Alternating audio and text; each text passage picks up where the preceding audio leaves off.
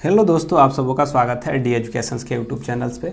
मैं आप सबों का दोस्त धनजी। आज फिर से हम लोग जुड़ चुके हैं एक नए सेशन के साथ जिसका कि नाम है सुपर 25 के साथ। यह क्या है, आज का आप लोगों का यह 44वां सेट है। यह क्या है, सेट नंबर 44 है, जिसमें कि हम लोग क्या देखते हैं, जिसमें हम लोग साइंस देखते हैं और करंट अफेयर्स के देखते हैं, करंट अफेयर्स और साइंस देखते हैं।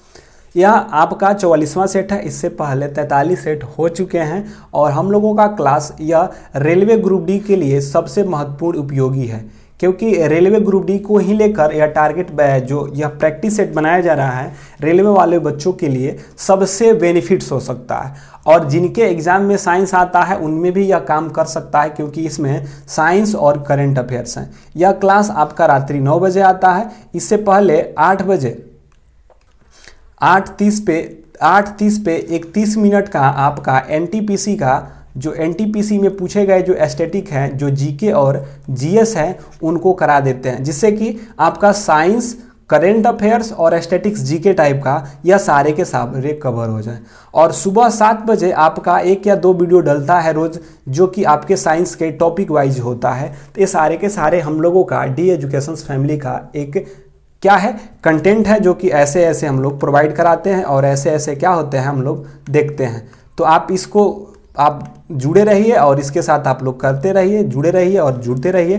तो क्लास को एक बार थोड़ा सा शेयर कर दिया जाए ताकि और बच्चे जुड़ जाएं, और उसके बाद हम लोग क्लास को लेकर जल्दी जल्दी और फटाफट से आगे की ओर भागते चलेंगे और देखते चलेंगे। जो इजी क्वेश्चंस होगा उसको थोड़ी सी समय देते हुए निकलेंगे, और जो अच्छी क्वेश्चन होगा उस पर थोड़ा सा चर्चा करते हुए निकलेंगे।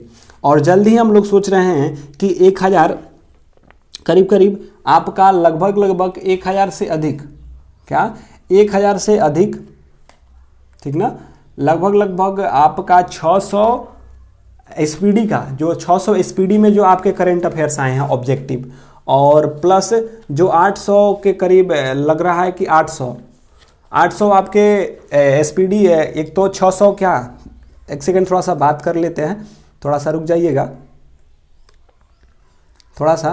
जाइएगा, बता देते हैं, उसके बाद तब तक से जुड़ जाएंगे लोग। हम लोग सोच रहे हैं ना कि जो एसपीडी जो आता है, एसपीडी का जो वार्षिकांक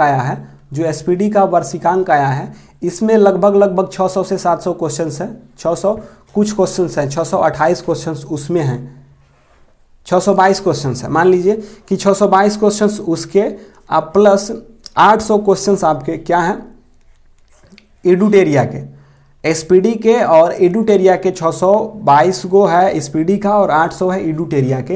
ये सारे के सारे ऑब्जेक्टिव जितने भी हैं, हम सोच रहे हैं ना कि यानी कुल मिला के 1400 होगा।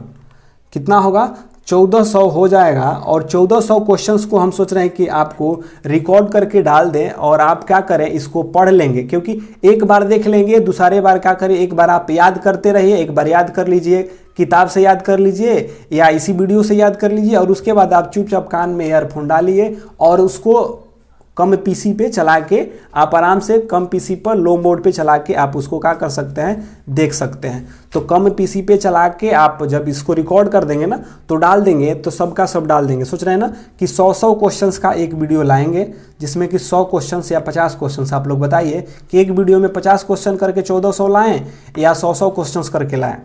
तो आप लोग जैसा कहेंगे वैसा, लेकिन 1400 क्वेश्चन तो करंट अफेयर्स के कराने वाले हैं। अगर 1400 करंट अफेयर्स कर लेंगे तो उतना में हम लोगों का फिक्स हो जाएगा, 5 या 7 जो आते हैं वे धरा जाएंगे। तो उस बातों को भी आप ध्यान में रखिएगा।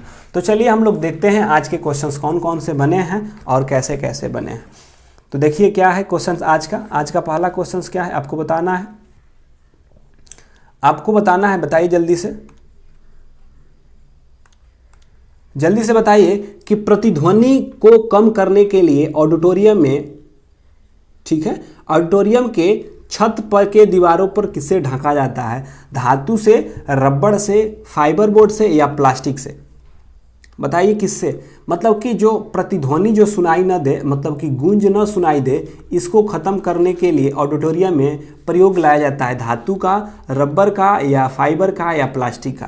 तो आपको पता है कि जो एकॉस्टिक सीट के रूप में होता है, जो फाइबर होता है, जो फाइबर बोर्ड का प्रयोग करते हैं, तो कहेंगे कि किसका प्रयोग करते हैं, तो फाइबर बोर्ड का प्रयोग किया जाता है। किसका किया जाता है, तो फाइबर बोर्ड का। अगला प्रकाश की किरण पानी से ग्लास तक जाती है, पानी से ग्लास तक जाती है तो यह झुकता है।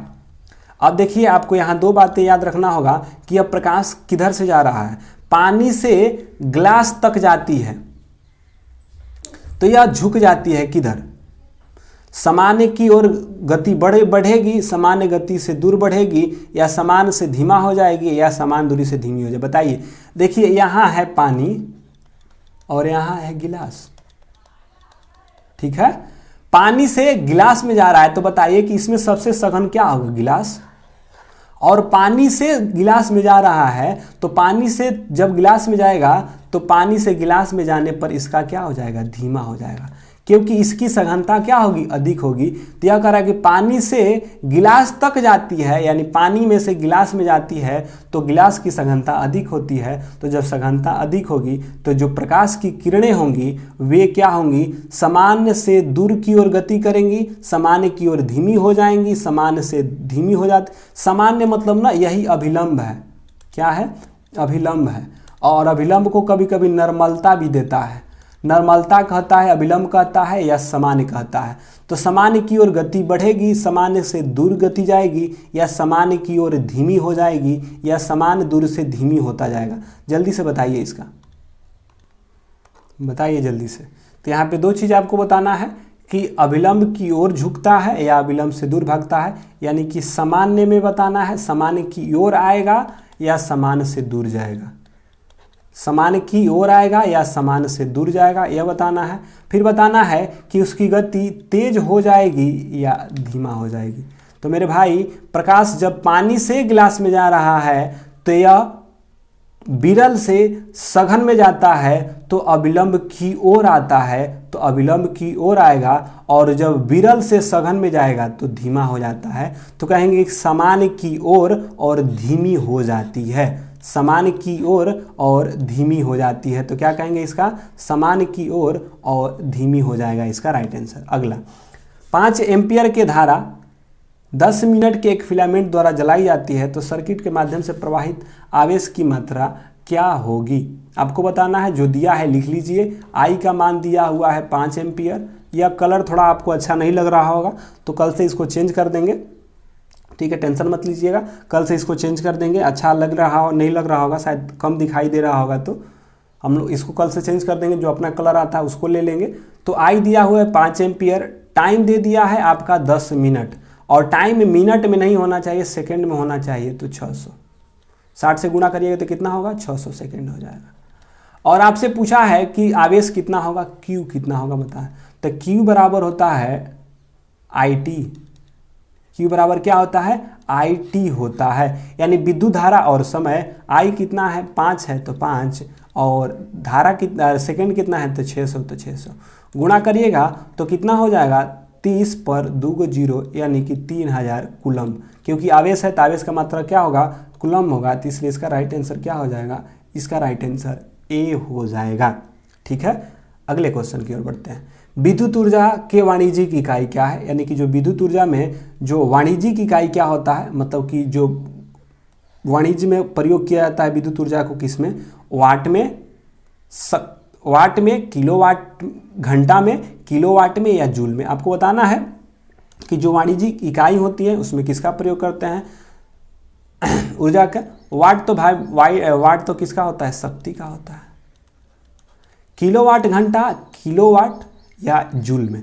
आपको पता है कि जो विद्युत ऊर्जा का वाणिज्यिक इकाई होती है, ऊर्जा की खपत जो होती है उसको किस में मापते हैं। तो जल्दी से आप लोग इसका आंसर करिए फटाफट से, देखते हैं कितने लोग करते हैं या इसको भी अभी भी गलती कर लेंगे। जल्दी से करिए, देखते हैं, काहे कि हम देखते हैं कि कितने लोग इसको सही कर पाते हैं या इसको भी अभी भी गलत करेंगे।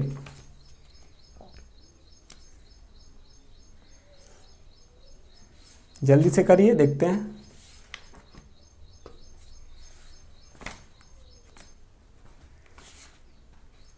चलिए, तो आपसे पूछा है कि बताइए वाणिज्यिक इकाई क्या है। तो आपको पता है कि जो ऊर्जा की खपत होती है, जो ऊर्जा की खपत होती है उसको हम किलोवाट घंटा में, किसमें, किलोवाट घंटा में व्यक्त करते हैं। तो किलोवाट घंटा में। तो क्योंकि विद्युत ऊर्जा, क्योंकि वाणिज्यिक रूप में आप ऊर्जा को कैसे बताएंगे, तो किलोवाट घंटा में कितना आपका ऊर्जा खपत हो रहा है। अगले क्वेश्चन की ओर बढ़ते हैं। जर्मेनियम, आर्सेनिक, सेलेनियम और ब्रोमीन के परमाणु के कक्षा में कितने होते हैं। जर्मेनियम, आर्सेनिक, सेलेनियम और ब्रोमीन, बताइए कि कितने होते हैं। जर्मेनियम, आर्सेनिक, सेलेनियम, ठीक ना,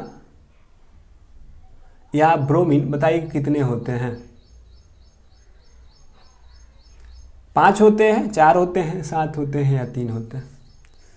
सेलेनियम नहीं, यहाँ पर सिलिकॉन होना चाहिए था। सेलेनियम होता है, सेलेनियम भी होता है, कभी कभार सेलेनियम भी देता है। तो जर्मेनियम, आर्सेनिक और सेलेनियम, जर्मेनियम है, ठीक है, आर्सेनिक है और यहाँ पे सेलेनियम है। बताइए, ये सारे के सारे आपको पता होना चाहिए कि सारे के सारे आपके उपधातु हैं, और जो उपधातु होता है उसके बाह्यतम कक्षा में कितने होते हैं, तो उसके बाह्यतम कक्षा में 4 इलेक्ट्रॉन होते हैं, यानी उनके परमाणु के कक्षा में इलेक्ट्रॉनों की संख्या कितनी होती है, तो 4 होती है। अगले क्वेश्चन को बढ़ते हैं। एक इलेक्ट्रिक हीटर के टर्मिनल के बीच विभवांतर 60 वोल्ट है, ठीक है, लिख लीजिए। विभवांतर यानी V का मान दे दिया है, कितना, 60 वोल्ट दे दिया है। यह स्रोत से 4 एम्पियर की धारा प्राप्त करते हैं, यानी I आपका 4 एम्पियर है, ठीक है। यदि विभवांतर बढ़ाकर इतना वोल्ट कर दिया जाए, यानी कि 7.1 कुछ कर दिया जाए, तो बताइए कि क्या होगा। हमको लग रहा हो कि आप लोगों को थोड़ा सा नहीं दिखाई दे रहा होगा अच्छा सा, क्योंकि कल इसको चेंज कर देंगे भाई, बन गया है तो आज थोड़ा सा झेल लीजिए इसको। एक इलेक्ट्रिक हीटर में टर्मिनल के बीच विभवांतर 60 वोल्ट है और स्रोत 4 एम्पियर है, तो जब कहता है कि वोल्ट बढ़ाकर इतना हो जाता है तो हीटर का धारा कितना होगा। आप इसको सिंपली मैथ की तरह भी बना सकते थे, सिंपली मैथ के तरह ही बनाइए, बन जाएगा। देखिए, मान लीजिए कि जब आपका 60 वोल्ट था तो आपका कितना था, 4 था। जब 60 था तो 4 था। तो चलिए ठीक है, देखिए अगर इसको सिंपली अगर मैथ की तरह भी बनाएं तो बना सकते हैं। देखिए, जब 60 वोल्ट था तो 4 एम्पियर था, तो मेरे भाई 1 वोल्ट पर कितना, तो 4/60 कर देंगे।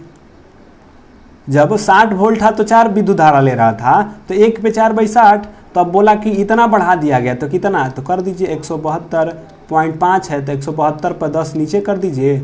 अब इसको काटा पीटा कर दीजिएगा, तो काटा पीटा करके देख लीजिएगा कि इसका आंसर कितना आएगा। जो आंसर आएगा वही इसका आंसर हो जाएगा। तो बताते हैं इसका राइट आंसर क्या हो रहा है। तो कटाइए इसको, ध्यान से कटाइएगा तो कट जाएगा। कटाइए इसको कितने बार में, 15 बार में जाएगा, तो जाएगा। तो कटाइए 15 ही कम 15 और 2, क्योंकि 1725 को आप 15 से भाग करिएगा तो 15 2 हो जाएगा, 22 हो जाएगा, 15 हो जाएगा और 7, यानी 15 कहीं 15 1 1 15 5 75, यानी कि 1.5। तो इसका राइट आंसर क्या हो जाएगा, 111.5 इसका राइट आंसर हो जाएगा। कितना हो जाएगा, तो इतना इसका राइट आंसर हो जाएगा। चलिए आगे बढ़ते हैं अगले क्वेश्चन की ओर। कार्य करने की गति को क्या कहते हैं। यह तो रिपीटिंग क्वेश्चन है, आपको पता होना चाहिए कि कार्य करने की गति को, दर को, गति का है दर का है, तो इसको क्या कहते हैं, हम शक्ति कहते हैं। जबकि क्षमता कहता है क्षमता को हम ऊर्जा कहते हैं। जबकि दर का है, गति का है, शक्ति होता है। अगला, आधुनिक आवर्त सारणी में 58 से 71 तक वाले तत्वों को क्या कहते हैं। अक्रिय गैस, लेंथेनाइड, हाइलोजन या एक्टिनाइड। अक्रिय गैस वर्ग 18 या 8 के वर्ग 18 या 0 वर्ग को कहा जाता है।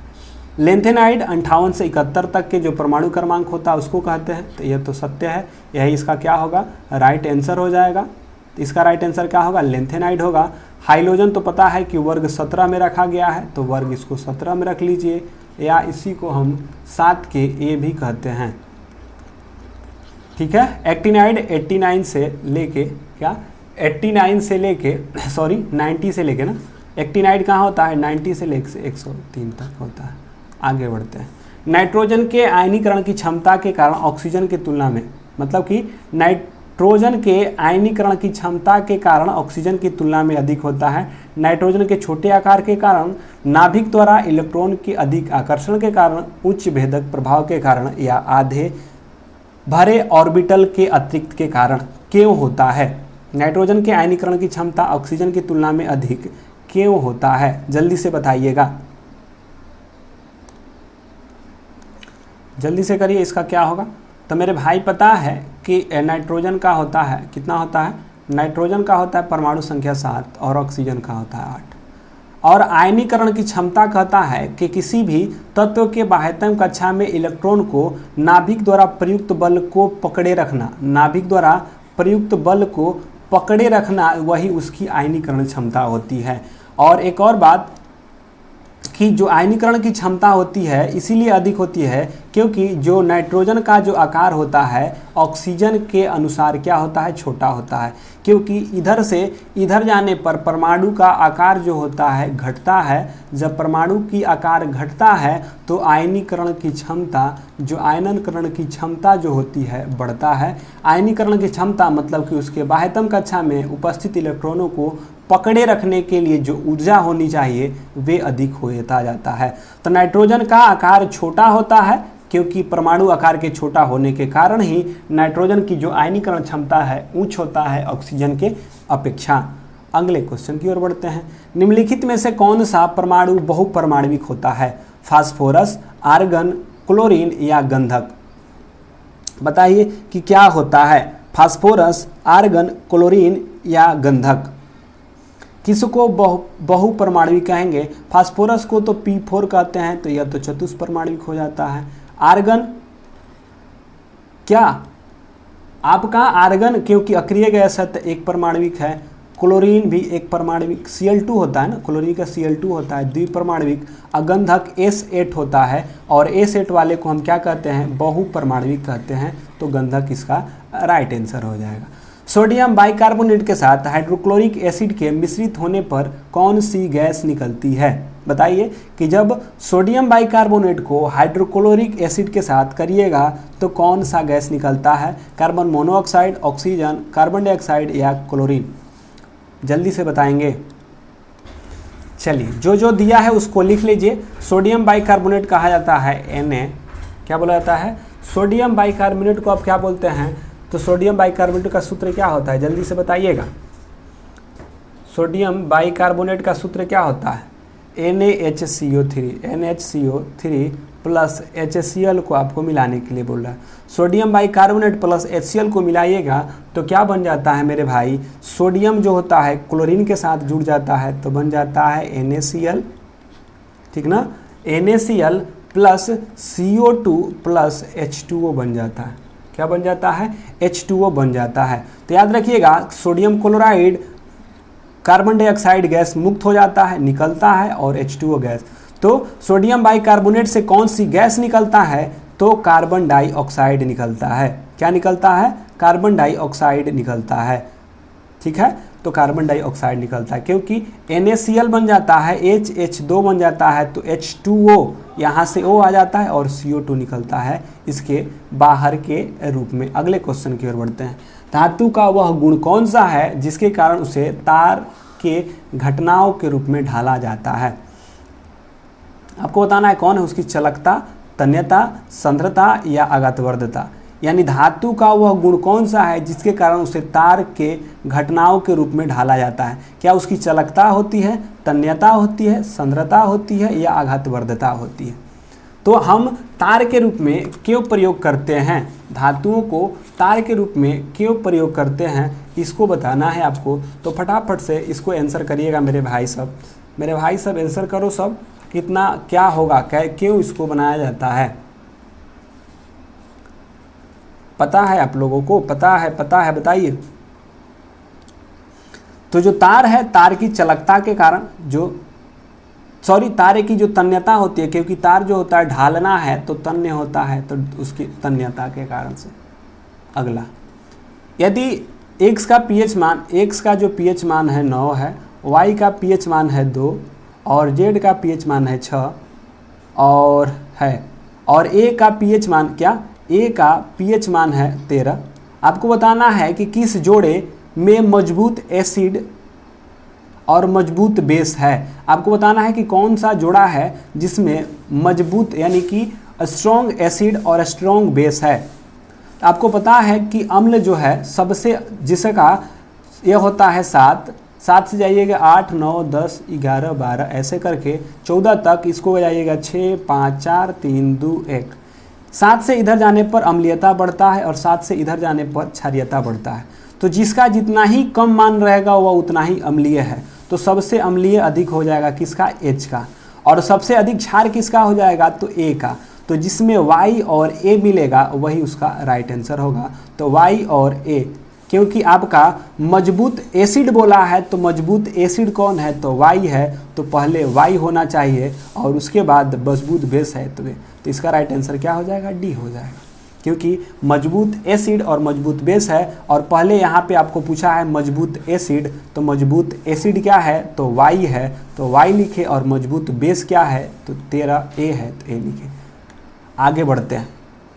कौन सा धातु उभयधर्मी ऑक्साइड को बना सकता है, तो सबको पता है कैल्शियम, सोडियम, कॉपर या एल्यूमिनियम। तो आपको पता है कौन सा धातु उभयधर्मी है, उभयधर्मी ऑक्साइड बनाता है। तो उभयधर्मी एम्फोटेरिक कौन बनाता है, तो सबको पता है कि जो एल्यूमिनियम होता है वह उभयधर्मी बनाता है, तो उभयधर्मी होगा। कौन सा संतृप्त हाइड्रोकार्बन है, मीथेन, प्रोपिलीन, एसिटिलीन, ब्यूटाइन। बताना है कौन सा संतृप्त हाइड्रोकार्बन है, मीथेन, प्रोपिलीन, एसिटिलीन या ब्यूटाइन। तो मेरे भाई पता है कि जो एल्केन श्रेणी के होते हैं वही संतृप्त हाइड्रोकार्बन होते हैं। तो चलिए, तो जो आपके संतृप्त हाइड्रोकार्बन कौन होंगे, तो जो आपके एल्केन श्रेणी के होंगे। तो एल्केन श्रेणी का मात्र एक ही दिखाई दे रहा हुआ है, मीथेन। और मीथेन ही आपका संतृप्त हाइड्रोकार्बन होगा, क्योंकि यह एल्केन श्रेणी का होता है और संतृप्त हाइड्रोकार्बन के बीच कार्बन कार्बन के बीच सिंगल बॉन्ड बनता है। आते हैं अगले क्वेश्चन की ओर। जीव जगत के 5 वर्गों के वर्गीकरण यानी कि 5 किंगडम के क्लासिफिकेशन किसने किया था, अरस्तु ने, लिनियस ने, व्हिटकर ने या डार्विन ने। यानी कि जीव जगत को 5 जगतों में किसने बांटा था, अरस्तु, लिनियस, व्हिटकर या डार्विन। जल्दी से बताएं कि 5 जगत को किसने बांटा था। जीव विज्ञान के जनक तो अरस्तु को कहा जाता है,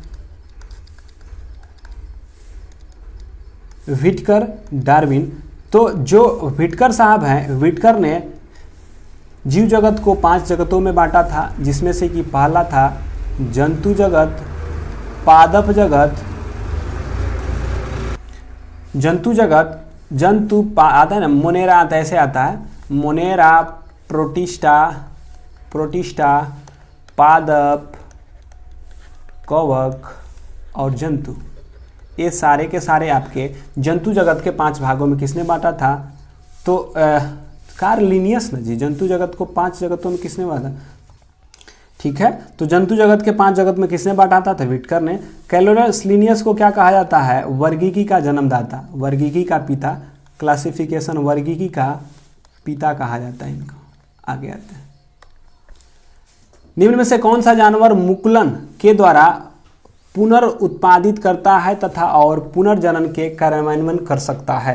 बताना है कि कौन सा जानवर है जो कि मुकुलन यानी कि ब्रीडिंग विधि के द्वारा पुनर्उत्पादित करता है और पुनर्जनन के कार्यान्वित कर सकता है।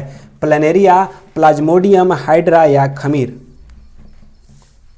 कौन है जो कि मुकुलन द्वारा पुनर्उत्पादित करता है और पुनर्जनन के कार्यान्वित के लिए होता है, हाइड्रा, खमीर या प्लेनेरिया। जल्दी से बताएंगे क्या होता है।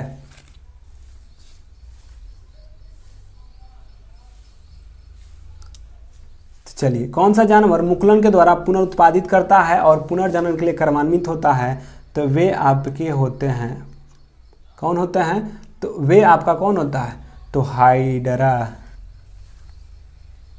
अगला, अल्ट्राफिल्ट्रेशन संबंधित है श्वसन से, उत्सर्जन से, पाचन से या प्रसार से। तो अल्ट्राफिल्ट्रेशन किसमें होता है, तो पता है वृक्क, किडनी या गुर्दा में होता है। और वृक्क, किडनी या गुर्दा किसका भाग है, श्वसन का। श्वसन का भाग तो फेफड़ा होता है, तो फेफड़ा तो नहीं होता है। फेफड़ा में भी क्या होता है, आपका रक्त का शुद्धिकरण होता है, रक्त का शुद्धिकरण होता है। लेकिन इसको इंग्लिश में शुद्धिकरण को प्यूरिफिकेशन, ब्लड का प्यूरिफिकेशन कहेगा। तो जबकि अल्ट्राफिल्ट्रेशन कहता है तो वे होता है आपके उत्सर्जन में, और उत्सर्जन के वृक्क या किडनी या गुर्दा में। तो याद रखिएगा कि रक्त के शुद्धिकरण सिर्फ का है तो आपको इंग्लिश वाले पार्ट में चल जाना है, अल्ट्राफिल्ट्रेशन देगा तो उत्सर्जन का पार्ट है वृक्क या किडनी है गुर्दा, जबकि रक्त को सिर्फ शुद्धि का प्यूरिफिकेशन कहेगा तो फेफड़ा होता है। तो अल्ट्राफिल्ट्रेशन किससे संबंधित है? उत्सर्जन से संबंधित है, और यह उत्सर्जन में वृक्क, किडनी या गुर्दा से संबंधित होता है। अगले क्वेश्चन की ओर बढ़ते हैं। इनमें से क्या एक नर प्रजनन अवयव नहीं है? अंडकोश थैली, प्रोस्टेट ग्रंथि, गर्भाशय ग्रीवा या वृषण। तो मेरे भाई सबको पता है कि जो गर्भाशय ग्रीवा होती है यह मादा जनन तंत्र का भाग है, नर जनन तंत्र का भाग नहीं है। तो पूछा था आपसे कि नर प्रजनन अवयव नहीं है कौन सा? तो यह आपका गर्भाशय ग्रीवा, यह मादा जनन क्या है। अंडा देने वाले प्राणी को कहते हैं राइजोम प्राणी, अंडज प्राणी, पुनर्जनन करने वाले प्राणी या जरायु। तो जो अंडा देने वाले हैं उसको क्या कहेंगे बताइए?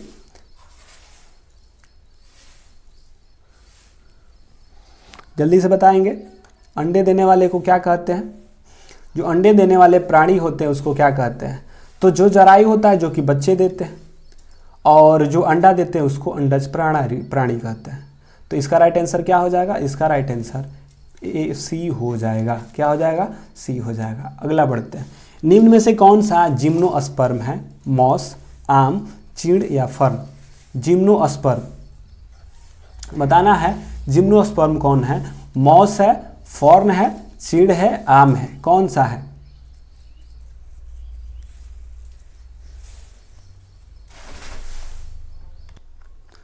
कौन सा जिम्नोस्पर्म है? जिम्नोस्पर्म को आप आवृत बीजी भी कहते हैं।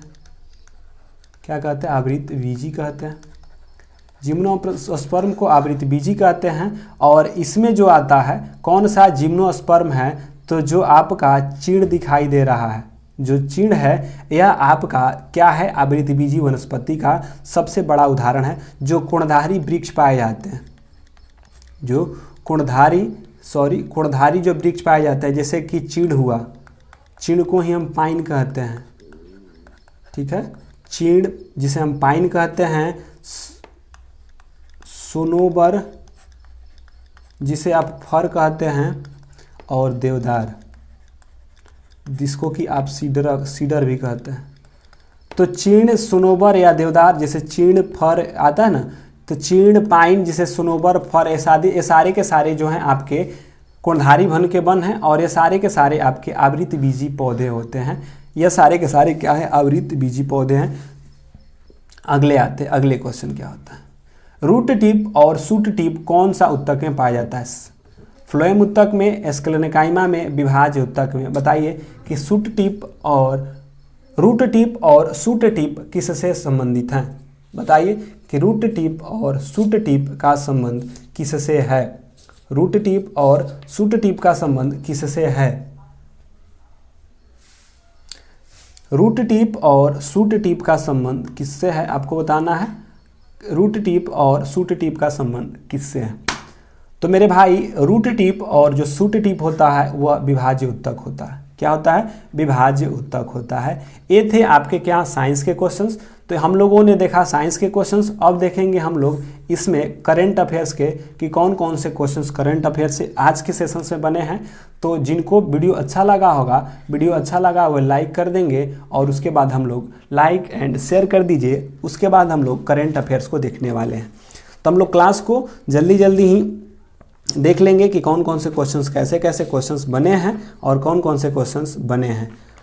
तो फटाफट से एक बार क्लास को शेयर कर दीजिए और जुड़ जाइए फिर से। चलिए आइए देखते हैं अगले क्वेश्चंस को। करंट अफेयर्स का पहला क्वेश्चन, हाल ही में किस राज्य सरकार के द्वारा अंकुर योजना की शुरुआत किया गया है? हाल ही में किस राज्य के द्वारा अंकुर योजना की शुरुआत की गई है? बताइए कि अंकुर योजना की शुरुआत किस सरकार के द्वारा की गई है? तो आपको पता है कि जो अंकुर योजना है यह आपके मध्य प्रदेश के सरकार के द्वारा चलाया जा रहा है। अंकुर योजना की शुरुआत किसके द्वारा? मध्य प्रदेश के द्वारा। अगला, अमेरिकी अंतरिक्ष एजेंसी नासा ने किस ग्रह के लिए वर्ष 2028 से 2030 तक 2 रोबोटिक मिशन लॉन्च किया? यानी अमेरिका की जो अंतरिक्ष एजेंसी है नासा, ठीक है, कहाँ की? अमेरिका की जो अंतरिक्ष एजेंसी है नासा ने किस ग्रहों के लिए 2028 से 30 के लिए रोबोटिक मिशन लॉन्च किया है? बुध के लिए, मंगल, शुक्र या बृहस्पति। तो जो यह अंतरिक्ष में भेजा है वह भेजा है शुक्र के लिए। किसके लिए? शुक्र के लिए, याद रखिएगा, शुक्र के लिए। अगला, भारतीय औद्योगिक परिसंघ के अध्यक्ष किसे चुना गया है? संगीता रेड्डी को, उदक कोटक को, विक्रम किर्लोस्कर को या टीवी नरेंद्रन को? अब औद्योगिक परिसंघ, जो औद्योगिक परिसंघ है, किसको औद्योगिक परिसंघ का अध्यक्ष किसे नियुक्त किया गया है? तो जो औद्योगिक परिसंघ है, औद्योगिक परिसंघ के जो नियुक्त किया गया है वे कौन बने हैं? तो पहले विक्रम किर्लोस्कर हुआ करते थे, लेकिन अब बन गए हैं टीवी नरेंद्रन। कौन बन गए हैं? टीवी नरेंद्रन। तो बताइएगा, आपको याद रहना चाहिए कि भारतीय औद्योगिक परिसंघ के अध्यक्ष किसे चुना गया है? तो टीवी नरेंद्रन को चुना गया है। ठीक है, इतना याद होना चाहिए। अगले बनते हैं, भारतीय सांख्यिकी कार्यालय, भारतीय सांख्यिकी कार्यालय जिसे शॉर्ट में NSO कहा, के आंकड़े के अनुसार भारतीय व्यवस्था में वित्तीय वर्ष 2020-21 के लिए कितने प्रतिशत का गिरावट आया है? आपको बताना है कि कितने परसेंट का गिरावट आया है। तो बताइए कितने परसेंट का गिरावट आया है, यानी 20 से 21 में कितना प्रतिशत का आपका जो वित्तीय व्यवस्था है गिरावट आया है? ये आया है 7.3% का। कितना परसेंट का? तो जो है 7.3% का गिरावट आया है। अगले आते हैं, किस देश के पूर्व प्रधानमंत्री, मतलब किस देश के पूर्व प्रधानमंत्री अनिरुद्ध जगन्नाथ को का 21 साल में निधन हो गया है, माने 91 साल में निधन हो गया है? तो कहाँ के हैं अनिरुद्ध जगन्नाथ, बताइए। अगर जो कहाँ के हैं अनिरुद्ध जगन्नाथ, जल्दी से बताइए। मॉरिशस के, नेपाल के, सेशेल्स के या मेडागास्कर के? कहाँ के हैं अनिरुद्ध जगन्नाथ? किस देश के पूर्व प्रधानमंत्री थे? तो अनिरुद्ध जगन्नाथ जो थे यह कहाँ के थे? तो मॉरिशस के थे, जिनका कि 91 साल में निधन हो गया है, वे मॉरिशस के थे। निम्नलिखित में से सुमेलित नहीं है, आपको बताना है। ममता बनर्जी क्या पश्चिम बंगाल के मुख्यमंत्री हैं? तो हाँ, यह तो सत्य है वहाँ के।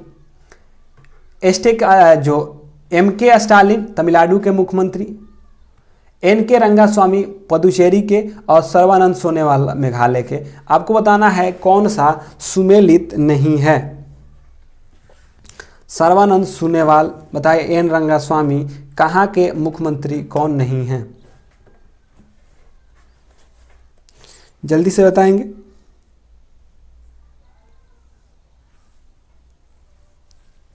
चलिए, तो जो सर्बानंद सोनोवाल हैं, यह सर्बानंद सोनोवाल नहीं है। सर्बानंद सोनोवाल तो आपके कहाँ के हैं? सर्बानंद सोनोवाल आपके असम के हैं, जबकि मेघालय के कोनराड संगमा क्या है? कोनराड संगमा है। सर्बानंद सोनोवाल कहाँ के हैं? असम के हैं। जबकि ममता बनर्जी ठीक है पश्चिम बंगाल की हैं, तमिलनाडु के MK स्टालिन हैं, और NK रंगास्वामी कहाँ के हैं? आपके पुदुचेरी के हैं। अगले बढ़ते हैं, कोविड के बढ़ते कोविड-19 के महामारी को देखते हुए भारतीय नौसेना द्वारा अन्य देशों से मेडिकल ऑक्सीजन एवं अन्य आवश्यकताओं के वस्तु को तेजी लाने के लिए किस अभियान की शुरुआत किया है? ऑपरेशन समुद्र सेतु 2, ऑपरेशन समुद्र मंथन, ऑपरेशन समुद्र सागर, ऑपरेशन संजीवनी। आप लोगों को इसमें थोड़ा दिक्कत हो रहा होगा, कल से इस कलर को चेंज कर देंगे। यह क्या था? आज पहला था। जल्दी से बताएंगे कौन सा? ऑपरेशन समुद्र सेतु 2 कौन है? ऑपरेशन समुद्र सेतु 2 जो है इसका राइट आंसर होगा, क्योंकि जो कोविड-19 के महामारी को देखते हुए भारतीय नौसेना ने अन्य देशों के जो मेडिकल ऑक्सीजन है वहां से ऑक्सीजन लाने, जो अन्य वस्तुएं उनको लाने के लिए ऑपरेशन समुद्र सेतु 2। अगला, अरब सागर के क्षेत्रों में भारत के पश्चिमी तट को प्रभावित करने वाले उष्णकटिबंधीय चक्रवात जिसका नाम है ताऊते, क्या है? ताऊते, नामकरण किस देश ने किया? मतलब कि यह उष्णकटिबंधीय चक्रवात है जिसका नाम रखा था ताऊते, यह किसने किया है? इसका नामकरण किसने किया है? तो इसका नामकरण म्यांमार के द्वारा किया गया था। याद रखिएगा कि जो ताऊते है पश्चिमी तट पर, इसका नामकरण किसने किया है? पश्चिमी तट को प्रभावित किया था भारत को ताऊते, तो यह म्यांमार ने किया था। अगला है अगला बताइए कि किस राज्य सरकार ने होम आइसोलेशन में रह रहे मरीजों को निगरानी के लिए HIT कोविड ऐप की शुरुआत किया है? कौन? HIT कोविड ऐप की शुरुआत की है बिहार सरकार के द्वारा, उड़ीसा के द्वारा, उत्तर प्रदेश के द्वारा या आज छत्तीसगढ़ के द्वारा? बताइए किसके द्वारा, उड़ीसा या किसके द्वारा? जल्दी से बताइए। यानी कि घर में आप होम आइसोलेशन पे हैं तब पर उसके लिए आपको HIT कोविड ऐप लॉन्च किया है। यह है आपके बिहार सरकार के द्वारा। ये कहिया लॉन्च हो जाता है पता नहीं चलता। आगे आइए, किस राज्य सरकार के द्वारा ताज़ी सब्जियों को होम डिलीवरी के लिए MOMA मार्केट ऑनलाइन एप्लीकेशन जारी किया गया है? वहाँ मतलब कि ऑनलाइन आप सब्जी खरीदने के लिए एक ऐप लॉन्च किया गया है। मिजोरम के द्वारा, मणिपुर के द्वारा, मेघालय के द्वारा या महाराष्ट्र के द्वारा? MOM बताइए।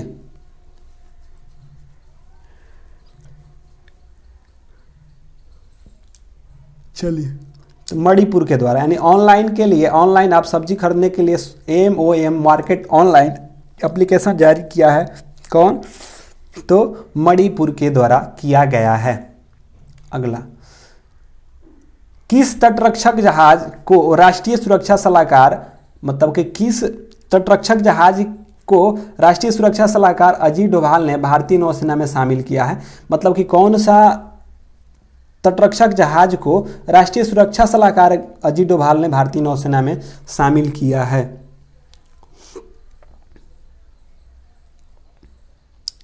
तो वे है सजग। कौन है? सजग को। तो याद रखिएगा कि अभी हाल ही में नौसेना में अजीत डोभाल के द्वारा एक किया गया है, वह है सजग।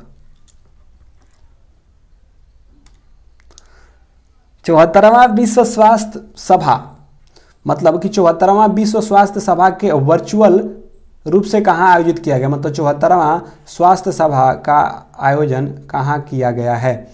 माने किसने अध्यक्षता किसने किया? हर्षवर्धन सिंह ने, नरेंद्र मोदी, S जयशंकर या प्रकाश जावड़ेकर? किसके द्वारा किया गया है?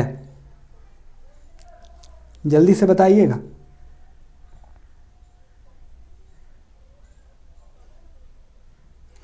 तो डॉक्टर हर्षवर्धन के द्वारा, क्योंकि विश्व स्वास्थ्य संगठन से होंगे तो कौन होंगे? डॉक्टर हर्षवर्धन के द्वारा। आगे, हाल ही में प्रकाशित पुस्तक लैंग्वेज ऑफ ट्रूथ इजी टू, मतलब 2003 से 2020 तक, मतलब कि कौन है? BS नेपाल है,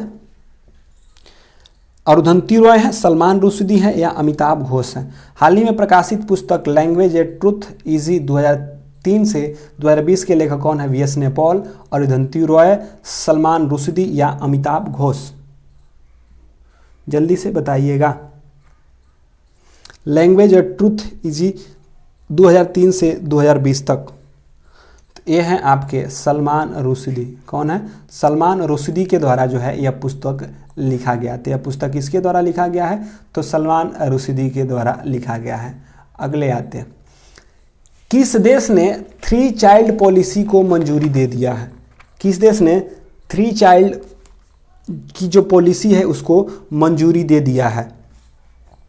किस देश ने 3 चाइल्ड जो पॉलिसी है उसको मंजूरी दिया है? चीन ने, सिंगापुर ने, जापान ने या मलेशिया ने?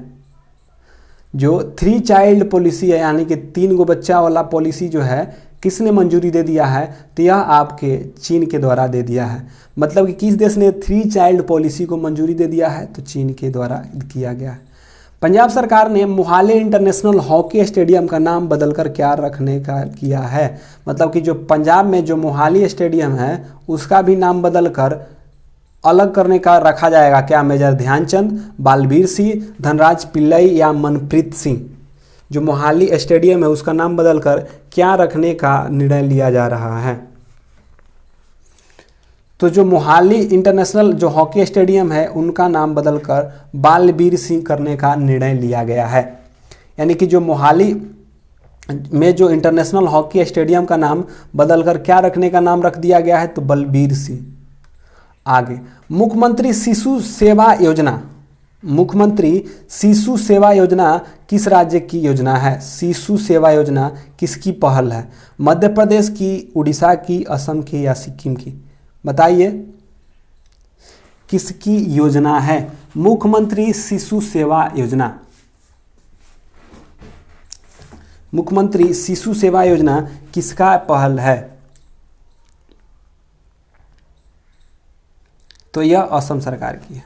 किसकी है? असम सरकार की है। तो याद रखिएगा कि मुख्यमंत्री शिशु सेवा योजना किसकी है? तो असम सरकार की है। अगला, न्यूजीलैंड के क्रिकेट बोर्ड द्वारा सर रिचर्ड हेडली अवार्ड से किस खिलाड़ी को सम्मानित किया गया है? बताइएगा कि न्यूजीलैंड के क्रिकेट बोर्ड के द्वारा रिचर्ड हेडली अवार्ड से किस खिलाड़ी को सम्मानित किया गया है? केन विलियमसन को, विराट कोहली को, वेन स्टोक को या रोहित शर्मा को?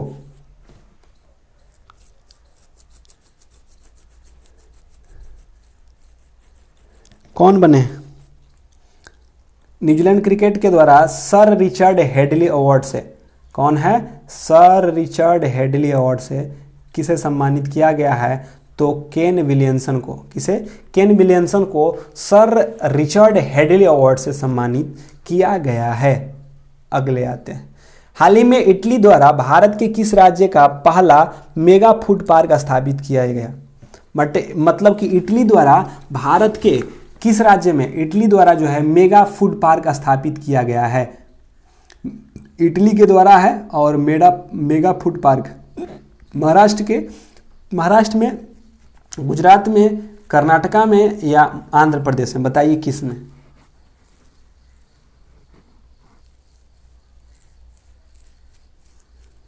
जल्दी से बताएंगे किस में? तो ये है आपके गुजरात में। इटली के द्वारा मेगा फूड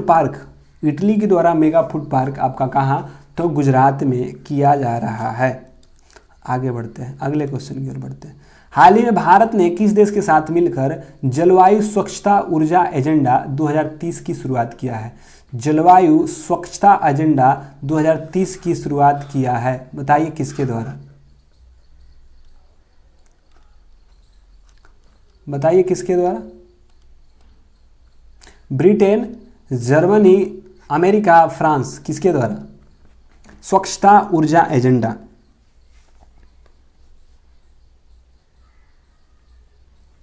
स्वच्छता ऊर्जा एजेंडा अमेरिका के साथ। किसके साथ? अमेरिका के साथ। तो स्वच्छता ऊर्जा एजेंडा 2030 किसके साथ? अमेरिका के साथ। विजडन अवार्ड 2021 का संबंध में कौन सा सत्य है? आपको बताना है कि जो विजडन अवार्ड 2021 है, इसमें 2010 के दशक अवार्ड विराट कोहली को, 90 के दशक सचिन तेंदुलकर को और 80 के दशक को कपिल देव को, या तीनों के तीनों सत्य हैं? बताइए कि किसको किसको क्या दिया गया है। तो यह दम बात सत्य है कि 2010 के दशक अवार्ड से विराट कोहली को सम्मानित किया गया है, 90 के दशक में आपके सचिन तेंदुलकर हैं और आपके 80 के दशक में कपिल देव साहब हैं। तो ये तीनों के तीनों की 80 के दशक में कपिल देव जी हैं और सचिन तेंदुलकर को कब? 90 में, और 10 के दशक के विराट कोहली को। तो तीनों के तीनों क्या हैं? सत्य हैं। तो तीनों के तीनों क्या होंगे? सत्य हो जाएंगे। तो इसका राइट आंसर तीनों हो जाएगा। हाल ही में फोर्ब्स द्वारा जारी अरबपतियों की सूची में किसे प्रथम स्थान प्राप्त हुआ है? एलन मस्क को, जेफ बेजोस को, बिल गेट्स को या मार्क जुकरबर्ग को? और जब वीडियो ख़त्म हो जाएगा तो आप लोग लाइक भी कर दीजिएगा। लाइक, शेयर एंड सब्सक्राइब तो करते नहीं हैं, तो आप लोग लाइक, शेयर एंड सब्सक्राइब भी कर दीजिएगा। ठीक है, अब आते हैं, बताइए कि हाल ही में फोर्ब्स द्वारा जारी अरबपतियों की सूची में किसने प्रथम स्थान प्राप्त किया है? एलन मस्क ने किया है, जेफ बेजोस ने किया है, बिल गेट्स ने किया है या मार्क जुकरबर्ग के द्वारा किया गया है? बताइए कि किसके द्वारा किया गया है? जल्दी से बताइए किसके द्वारा किया गया? मतलब कि सूची में प्रथम स्थान पे कौन है? तो यह है आपके जेफ बेजोस। ठीक ना, जो अमेजन के हुआ करते थे, अब तो एनडी जैसी हो गए हैं, अब जेफ बेजोस। अगला, मार्च 2021 के जारी ईज ऑफ लिविंग इंडेक्स 2020 में प्रथम स्थान पे कौन सा शहर था? ईज ऑफ लिविंग इंडेक्स 2020 में प्रथम स्थान पे था मुंबई, बेंगलुरु, हैदराबाद या इंदौर? बताइए कौन था? ईज ऑफ लिविंग इंडेक्स 2020 में कौन सा प्रथम स्थान पे था? क्या मुंबई था, बेंगलुरु था, हैदराबाद था या इंदौर था? बताइए कौन था इसमें? चलिए, ईज ऑफ लिविंग इंडेक्स में कौन सा शहर प्रथम स्थान पे था? तो ईज ऑफ लिविंग इंडेक्स में जो प्रथम स्थान पे था वे था आपका बेंगलुरु। कौन था? बेंगलुरु जो था आपके ईज ऑफ लिविंग इंडेक्स 2020 में प्रथम स्थान पर हुआ करता था। है संयुक्त राष्ट्र फ्रांस और मेक्सिको द्वारा संयुक्त रूप से जनरेशन इक्विलिटी फोरम का आयोजन कहाँ किया गया था? जल्दी से बताइएगा। अगर वीडियो अच्छा लगेगा मेरे भाई तो कमेंट बॉक्स में जाते समय आप लोग जरूर करके जाइएगा, फीडबैक दे के जाइएगा, और जब भी जुड़िए अपने साथ और लोगों को लेकर जुड़िए। तो संयुक्त राष्ट्र और फ्रांस द्वारा मेक्सिको के रूप में मेक्सिको जनरेशन इक्विलिटी फोरम का आयोजन कहाँ किया गया था? तो यह किया गया था आपके पेरिस में। कहाँ किया गया था? पेरिस में किया गया था। तो ये थे आज के आपके क्वेश्चंस जो कि आज के सेट के थे। तो ये सारे के सारे आपके आज हम लोग देखे क्या, साइंस और करंट अफेयर्स। तो चलिए फिर मिलते हैं कल रात्रि 9 बजे अपने दूसरे सेट के साथ। तब तक के लिए goodbye, take care, bye bye. और जितने भी क्लास चल रहे हैं, 8:30 बजे वाला क्लास हो, सुबह वाला क्लास हो या रात्रि 9 बजे वाला क्लास है, आप लोग तीनों के तीनों वीडियो को जरूर देखिए, क्योंकि यह तीनों के तीनों आपके लिए ही बनाया जा रहा है, आपके ही परीक्षा उपयोगी बनाया जा रहा है। तो आप लोग जरूर देखिए। तो चलिए फिर मिलते हैं अपने अगले वीडियो के साथ। तब तक के लिए टेक केयर, बाय बाय, शुभ रात्रि।